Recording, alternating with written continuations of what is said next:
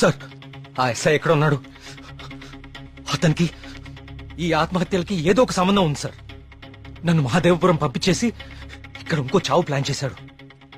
అతను ఆపాలి సార్, అతను ఆపాలి. ఈ ఊర్లో ఇంకొక్క ప్రాణం కూడా పోకూడదు.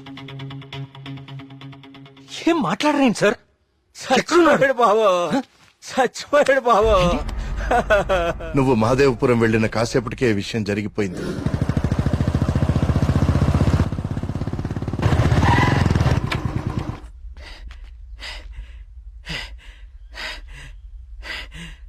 ఇన్స్పెక్టర్ గారు, టీ దేమంటారా?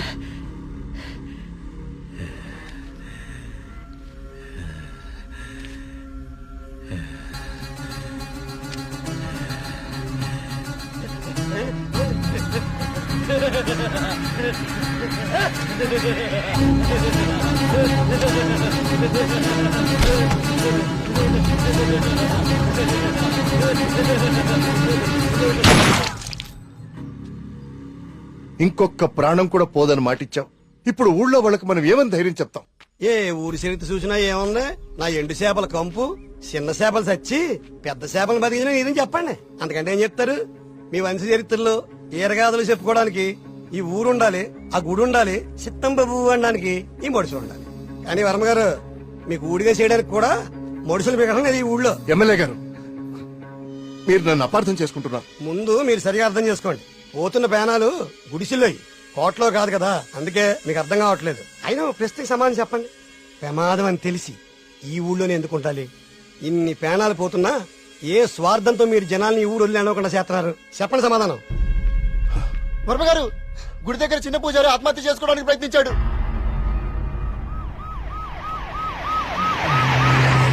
దేవుడికి ఇష్టం లేని అభిషేకం జరిగింది. ఊరంతా ఒలకాడ అయిపోతుంది. పదండి రా, ఈ ఊరు వదిలి వెళ్ళిపోదాం. అయ్యో వర్మ గారు, వెళ్తామండి. పదండి రా, ఇక్కడ ఎందుకురా? పూజారికి న్యాయం జరగలేదు. పదండి, పదండి రా. ఇదంతా ఎవరు చేస్తున్నారో నాకు తెలుసు. ఏమంటున్నావు కార్తీక్? అవును సార్, తెలిసిపోయింది. ఏంటి? నేను 10 రోజులు గడువు అడిగాను. ఇంకా ఒక్క రోజు మిగిలింది. 24 గంటల్లో ఈ ఆత్మహత్యలు వెనుకున్న వాళ్ళని రెడ్ హ్యాండెడ్ గా మీ ముందు నిలబడతాను.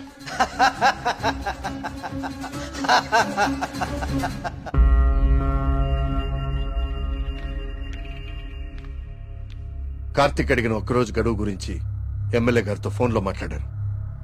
ఇంకే ఒక్క ప్రాణ నష్టం జరిగినా మనమంతా ఈ ఊరు ఖాళీ చేయాల్సి వస్తుందని ఆయన చెప్పేశారు.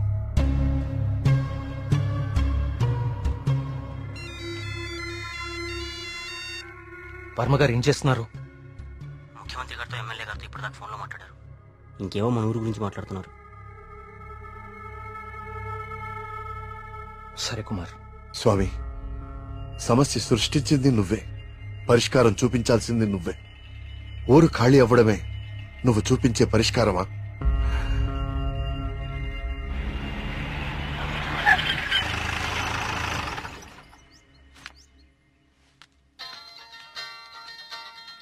హలో ప్రియా, నువ్వు అసలు గుడికి ఎందుకు వెళ్ళావు? ఓ, ఇక్కడ కూడా సీసీటీవీ కెమెరాలు పెట్టావా? ముందు ఇంటికెళ్ళు. ఇంట్లో ఒక్కదాన్నే ఉండాలంటే భయంగా ఉంది కార్తిక్. కొంచెం ధైర్యంగా ఉంటుందని గుడికొచ్చాను. ఏమిటో ఇన్ని సంవత్సరాల్లో మొట్టమొదటిసారిగా దేవుడికి నైవేద్యం పెట్టలేదు. అంతా కలికాలం. కాల్ చేస్తాను. తీర్థం తీసుకో.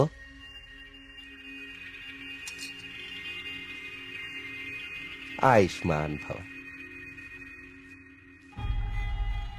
అమ్మగారు నమస్కారం అండి. పూజారి గారి ప్రసాదం మీకు ఇచ్చి రమ్మన్నారు, ఓకే. తీసుకోండి.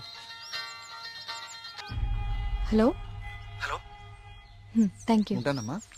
ప్రియా వచ్చింది ఎవరు? పూజారి గారు ప్రసాదం ఇచ్చి పంపించారు. ఇందాక ఇవ్వడం మర్చిపోయారంట. సరే, జాగ్రత్త.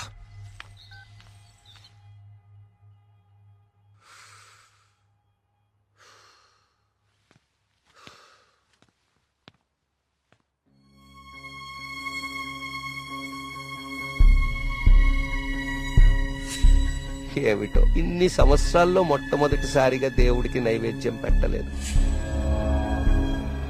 పూజారి గారు ప్రసాదం ఇచ్చి పంపించారు. ఇందాక ఇవ్వడం మర్చిపోయారంట. అయితే ప్రసాదం ఎక్కడిది?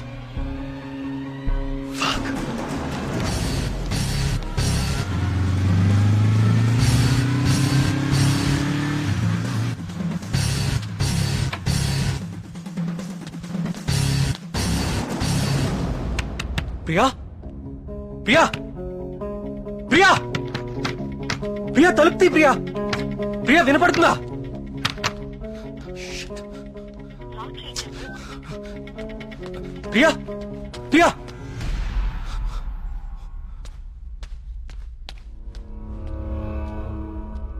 ప్రియా నీ ఫోన్ స్విచ్ ఆఫ్ లో ఎందుకుంది? తలుపు కొడుతుంటే తీయట్లేదేంటి? Priya what happened?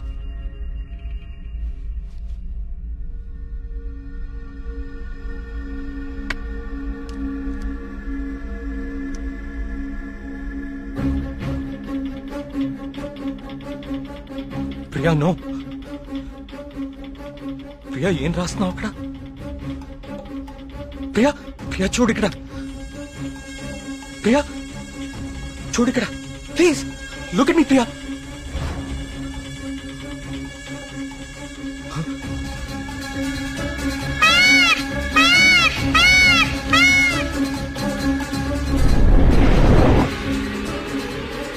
ప్రియా ప్రియా ప్రియా ప్రియా ప్రియా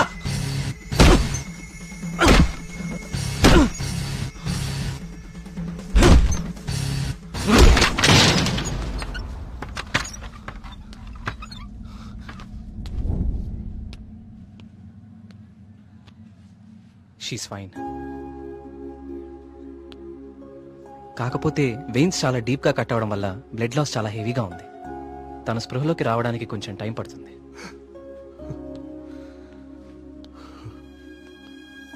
కార్తీక్ ఒకసారి రండి.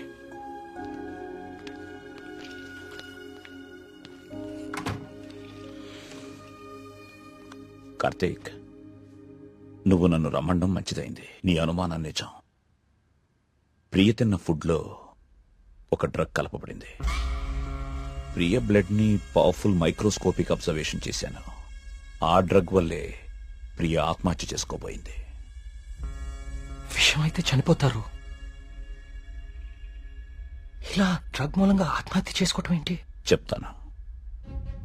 కొన్ని వందల సంవత్సరాల క్రితం ఆయుర్వేద బ్రహ్మగా పేరొందిన సుశ్రుతుడు కొన్ని రకాల మొక్కలకి మనిషి మెదడ్ని కంట్రోల్ చేసే శక్తి ఉందని కనుగొన్నాడు. వాటితో ఒక డ్రగ్ తయారు చేశాడు. అలెగ్జాండర్ తన ప్రపంచ జైత్రయాత్రలో భాగంగా తన సైనికుల మీద ఈ డ్రగ్ను ఉపయోగించాడు. ఎన్ని దెబ్బలు తగిలినా తమ శారీరక స్థితిని పట్టించుకోకుండా పిచ్చి పట్టినట్లుగా యుద్ధానికి వెళ్లేవారు. హిట్లర్ కూడా రెండవ ప్రపంచ యుద్ధ సమయంలో ఇలాంటి డ్రగ్ తయారు చేయించాడు.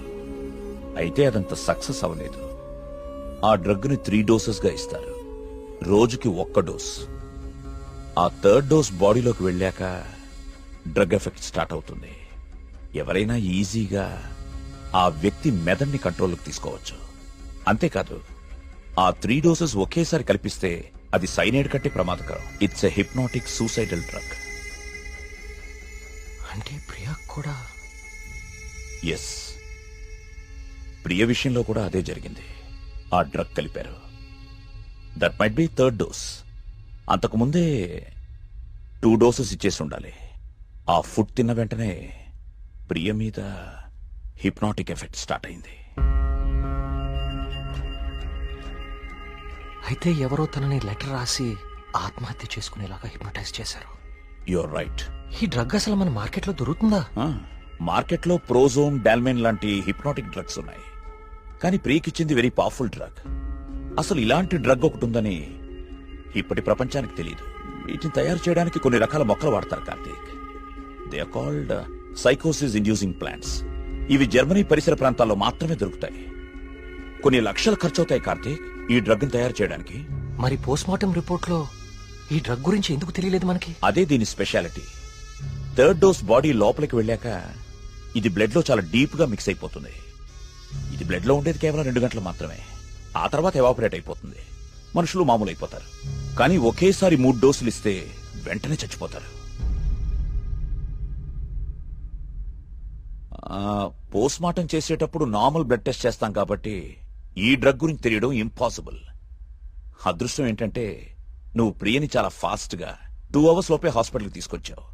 కొంచెం ఆలస్యమైనా ఇలాంటి డ్రగ్ ప్రియకిచ్చారని మనకెప్పటికీ తెలిసేది కాదు. థ్యాంక్స్ బాబు.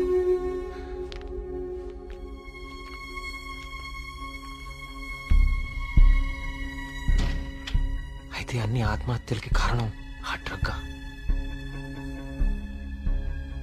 సుబ్రహ్మణ్యపురం లాంటి చిన్న ఊరు మీద ఇన్ని లక్షలు ఖర్చు పెట్టి ఎందుకు ఈ డ్రగ్ ఉపయోగించారు?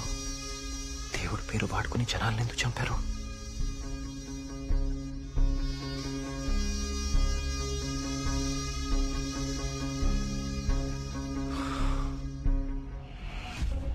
సుబ్రహ్మణ్యపురం ఆలయంతో సహా గణపతి స్థపతి కట్టిన ఆలయాలన్నీ ఒకలాగానే ఉన్నాయి. ఏదో లింక్ మిస్ అవుతున్నాను. అదేంటి ఆ ఈశాన్య మూల గది?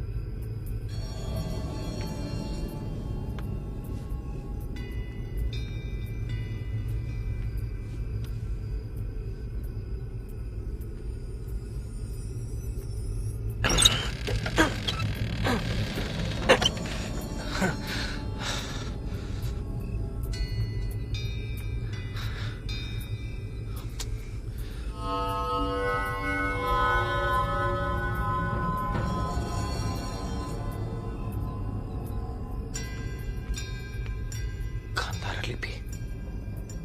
ఏ సమస్య పరిష్కారానికైనా తదేక దృష్టి అవసరం. తదేక దృష్టితో చూడు, పరిష్కార మార్గాలు తెరుచుకుంటాయి.